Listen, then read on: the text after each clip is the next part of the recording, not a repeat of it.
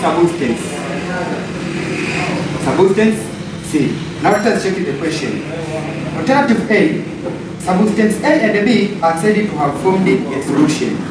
Now, from this alternative, actually it is incorrect because we know that for the formation of solution, we must have a solute and a solvent. So we are not told whether A and B are either solute or solvent. So this is incorrect. B, substance A and B are said to have undergone a physical change.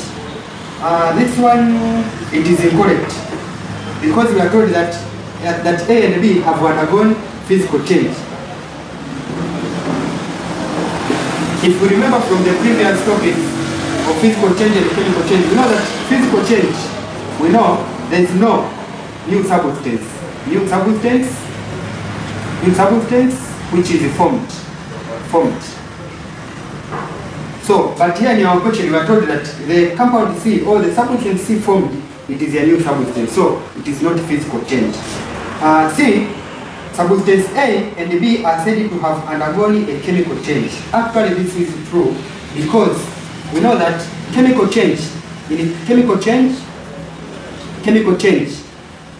it results into formation of a new substance. So, if a new substance is formed, means that these two substances have undergone chemical change. Now, the correct answer here will be C. Now C will be the most correct answer because substance A and B are said to have undergone chemical change. And you know that under chemical change, a new substance is formed.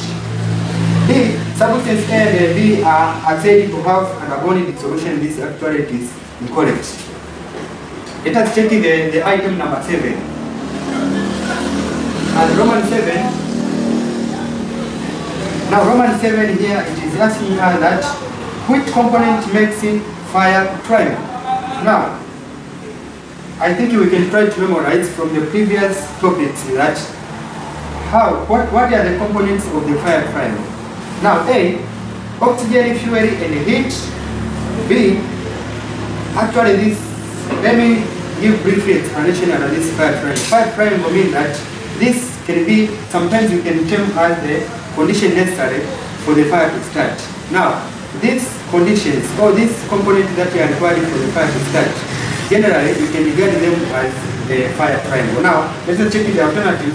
Whenever we shall find the alternative for not the requirements or the component or the condition necessary for the fire to start, therefore, that will be the most correct answer because it's the one that will make the fire triangle. A, oxygen, fuel, and heat.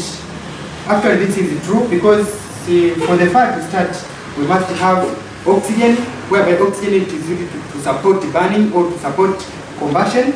Fuel, yeah, for the fire to start, there must be a substance to be burnt. And the other, the substance which is to be burnt, it is regarded as a fuel. And the other, it is heat, or we can say the ignition heat. We must have a start, or the heat that may start in fire. Now, this would be correct. B, oxygen, nitrogen, and heat. It is incorrect because nitrogen it is not required for the fire to start. C, oxygen, fuel, and carbon dioxide. This is incorrect. We know carbon dioxide cannot be involved in the combustion or in any kind of burning. And D, oxygen, heat, and hydrogen. Hydrogen, whoever it is highly flammable, cannot be used in fire triangle, cannot be used to support combustion. Now here the most correct answer it is A. We know the fire triangle, we must have oxygen gas, oxygen, and we must have a fuel, and also we must have the ignition heat. Let's say ignition heat. Ignition heat, this is the heat to be supplied so that to start burning. Now, this one may form the fire triangle. Now, the way the triangle means that there will be 3 components or 3 items for accomplishing this. Now, the fire triangle may be composed by this. And this also can be used as a condition necessary for fire to start. Fuel, these are combustible material or any other material that can be used for or can be burnt. We tend to give out heat heat and light, we regard them as fuel. For instance, papers, pieces of wood, pieces and the other issue, whatever it can be burnt, we regard it as a fuel. Now this is our fire triangle. The correct answer now will be A. That comprises of oxygen, heat, and the fuel. Now let us check the item number 8. Item number 8 is asking us that which state is involved when drying wet clothes? Which state is involved when drying wet clothes? Actually, this question comes from the change of state or the states of matter. You know, matter exists in two different states. So the states of matter can be changed from one state to another. Actually, we have three states of matter, that is solid, liquid, and gas. Now, direct to our question, we are asking that what state is involved when drying a wet clothes? Now, the wet clothes can be obtained by introducing or by taking a piece of clothes and introducing it in water. So, after introducing it in water, the clothes itself, it will absorb water and it will become wet. So, within a wet clothes, there are some amount of water. Now, if you want to dry these clothes, means that we expose it in the sun, whereby the sun will provide heat, and this water, for this clothes to dry, this water must escape. Now, how do they escape? Now, assume, let's say this is the wet clothes. Now, there are some amount of water actually in this wet clothes. There must be amount of water. Now, we want to change it now to be dry. So we have to expose this one in sun or in the other source of heat so that it can be dry. Now, under drying means that this water must be removed from this clothes. Now, assume maybe we expose this in the sun, on the sun, yeah? Now, the sun will provide the heat, whereby this water will be escaping from the clothes going toward the atmosphere. Now here we are just focusing on the state or the change of state of matter, whereby water which is present in these clothes will be changed into water vapor. Actually, this one will escape in form of vapor.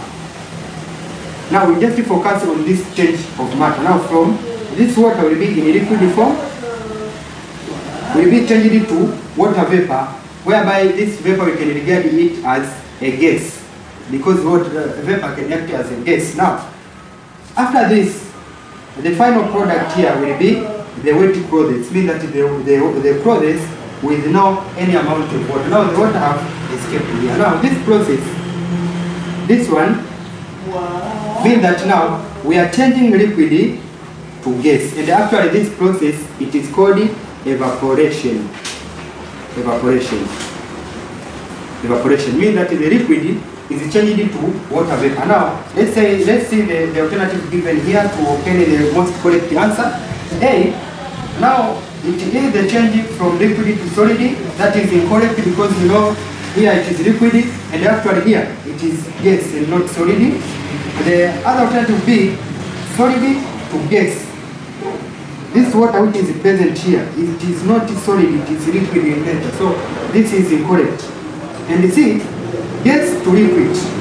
Water present in this wet clothes cannot be in gaseous form, it is in liquid. So this is incorrect. And D, liquid to gas. Actually this is correct answer because here now we are just focusing on the change from liquid to gaseous state. Now the most correct answer here, it is D. That this is the change from liquid to gas. Now, Roman number 9, it is asking us which net charge exists in radicals. As you know that the radical, it can be the group of atoms existing as a single atom. So, these radicals contain different charges. Now here we ask that which net charge exists in radicals.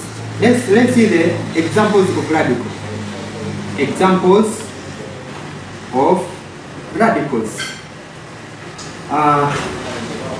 One example of radical can be maybe let's say a sulfate with its charge. The other can be the carbonate with a charge of 2 negative, and the other can be a nitrate with a negative charge. Now here we ask you to just show that which net charge exists in radicals. Now alternative A, it is 0. We are not having the radical that is having a 0 charge. B, and this answer actually it is incorrect. B, positive or negative. Exactly. A radical can be either positively charged or negatively charged. And the examples of the negatively charged radicals are sulfate, carbonate, and nitrate. And the example of the positively charged radical can be the ammonia.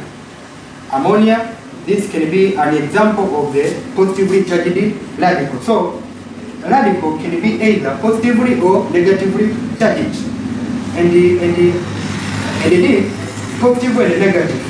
Actually, this can be not correct. This is wrong.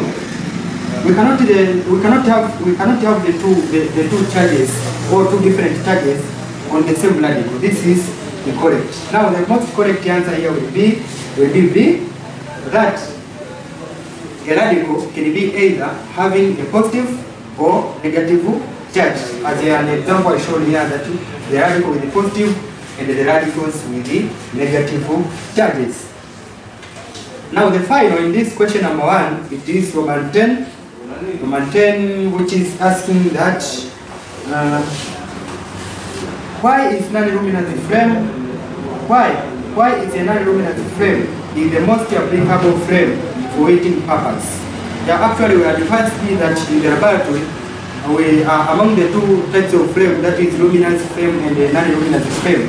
That is the best one which should be used in the laboratory to supply heat. Now here we are just asking that why do we prefer to use a non-luminous flame as a source of heat in the laboratory? Why not luminous flame? Now let's check here the alternative. The first thing, it is very noise. Exactly, non-luminous flame, it is noise, but this reason cannot be used. Cannot be used as the reason to use it in the laboratory, because we are less concerned with the noise that is produced with the non-luminous flame. B, it has no soot. Exactly true, it has no soot. And C, it is very hot. D, it has air holes open. I think the alternative given here, they are true.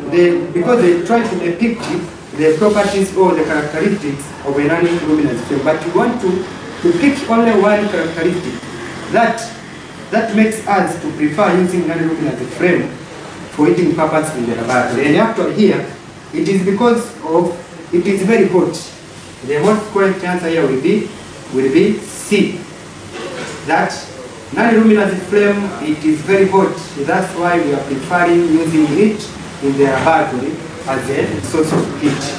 And these other properties, we are less concerned with them because the main aim of using this type of flame is just providing heat. So, provided that non-luminous flame, it is very hot, means that it can provide the required amount of heat for supporting different reactions that are carried out in the laboratory. Now, the most correct answer here would be C.